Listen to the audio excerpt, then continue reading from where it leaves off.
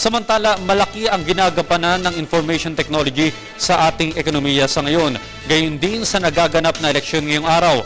Gaano nga ba kahalaga ang information technology sa proseso ng eleksyon? Alamin natin yan sa report ni Sam Ramirez. Sa high-tech na mundong tinitirhan natin, malaki ang papel na ginagampanan ng information technology, kaya naman di nakakagulat na sa mga panahon ngayon ay in-demand ito pagdating sa trabaho. Mahalaga din ang papel na ginagampanan ng information technology sa automated elections na mayroon tayo ngayon. Ayon nga sa isang propesor na si Marivic Tubo, isang guro ng computer engineering at information technology, kung wala ito, malamang ay hindi rin magiging posible ang automated elections dahil ito raw ang backbone ng buong proseso. Technology na ginagamit natin is IT-aided. Okay? So, kapag walang IT, of course, manual yung system natin, yung conventional. Kaya, importante siya. We're using the technology, and when we speak of technology, it's IT technology. Kung tutuusin ay malayo na din ang naging pag-unlad ng election process sa bansa.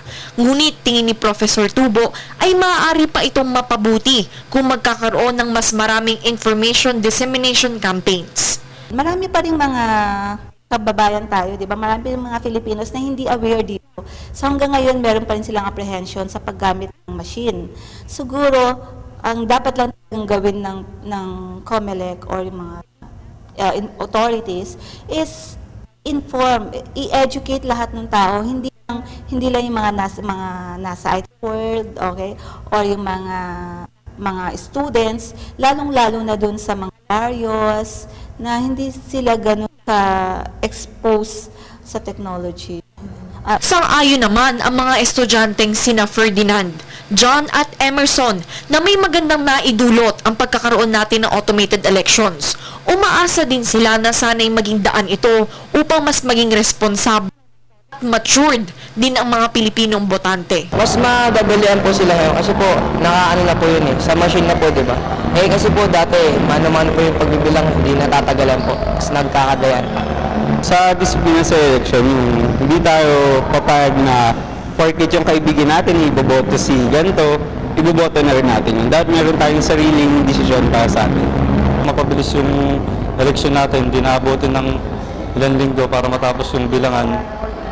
At least mga ilang araw lang, alam na kagad kung sino po yung nanalo sa halalan. Sapat na kaalaman ng ating mga kababayan para po sa automated election para po di masayang yung mga boto nila. Nagulat para sa Telebisyon ng Bayan, Sam Ramirez.